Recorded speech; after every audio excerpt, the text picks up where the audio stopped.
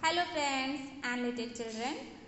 बच्चों, पिछली क्लासेस में हमने इंग्लिश ग्रामर्स की सीरीज़ चलाई थी जिसमें मैंने पूरा कवर कंप्लीट कर दिया। जितना भी कोर्स था हमारा, जितना भी सिलेबस था वो हमने पूरा कवर कर लिया। आज से हम हिंदी व्याकरण कक्षा 1 की चला रहे हैं सीरीज़, जिसमें भी व्याकरण है, जितनी भी सिलेबस है पूरा वो हम कंप्लीट करेंगे, पूरा कवर करेंगे। तो चलिए आज का टॉपिक शुरू करते हैं। आज का टॉपिक है भाषा, लैंग्वेज। ठीक है, अभी यहाँ देखिए एक छोटा बच्चा, ये दो बच्चे आपस में हैं, बात कर रहे हैं। अब देखिए ये क्या कह रहा है, अमन तुम्हारे पास नई फुटबॉल है? ये जवाब देता है हाँ, कल यह नई फुटबॉल पापा मेरे लिए लाए हैं। तो ये जवाब दे रहा है और ये प्रश्न पूछ रहा है। तो इन दोनों को क्या करें, आपस में बात कर रहे हैं, समझ रहे हैं एक दूसरे को। अभी यहाँ पे देखिए क्या है, यहाँ पर अमन और विमल बोलकर अपने मन की बात एक दूसरे तक पहुँचा रहे हैं। यहाँ पर अध्यापिका कक्षा में बच्चों को स्वर के विषय में लिखकर समझा रही है। यहाँ क्या कह रहे हैं, बोल कर समझा रहे हैं, और ये क्या कह रही है, लिख कर समझा रही है ब्लैक बोर्ड में, और बच्चे उस चीज़ को अपनी कॉपी पे लिख रहे हैं। तो जब भी हम अपने मन के विचारों को, अपने मन के भावों को बोल कर, लिख कर या संकेत के द्वारा, एक और उदाहरण देख लीजिए बच्चों, इस बुक में दिया हुआ है। देखिए जैसे यहाँ पे क्या है, यहाँ पर दुकानदार संकेत से राधिका से पूछ रहा है उसे क्या चाहिए। तो राधिका हाथ के संकेत से दुकानदार से अपनी मनपसंद पेंसिल मांग रही है। इस प्रकार बोलकर, लिखकर और संकेत के द्वारा हम अपनी मन की बात को एक दूसरे तक पहुँचाना ही भाषा है।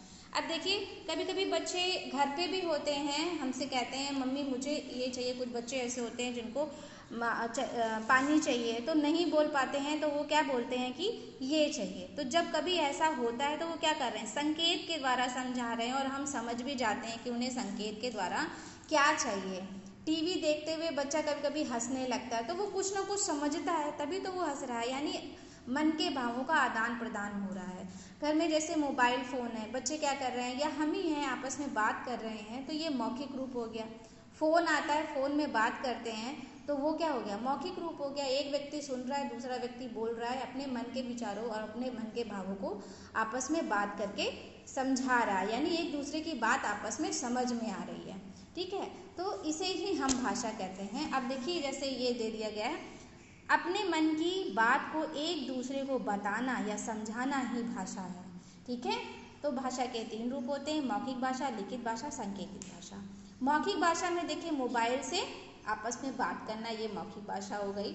लिखित भाषा पत्र लिखना, एक मैंने एग्जाम्पल भी दिया था कि कक्षा में अध्यापिका कुछ भी ब्लैक बोर्ड में लिखती है या कोई टॉपिक समझाती है, तो वो क्या कर रही है, लिख कर समझा रही है, तो वहाँ पे क्या हो गया, लिखित भाषा का रूप हो गया।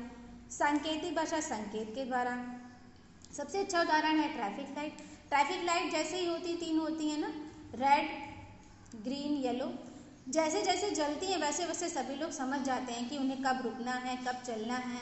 तो ये चीज़ें क्या हैं, संकेत ही तो हैं। तो जब भी हम संकेत के द्वारा या लिख कर या बोल कर अपने मन के विचारों को एक दूसरे को समझाते हैं या बोलते हैं, यही हमारी भाषा होती है। तो आज का टॉपिक यहीं ख़त्म होता है, भाषा। और हम होमवर्क दे रहे हैं, अगर आपको ये समझ में आया है तो कमेंट सेक्शन में मुझे ज़रूर बताइएगा, एक एक उदाहरण दीजिएगा, मौखिक भाषा का, लिखित भाषा का, सांकेतिक भाषा। तो बच्चों आज का टॉपिक यहीं ख़त्म होता है। आपको कुछ भी क्वेरी हो तो प्लीज़ कमेंट मी, अगर आपको थोड़ी भी हेल्प हो रही हो तो please like and subscribe my channel. Thank you for watching.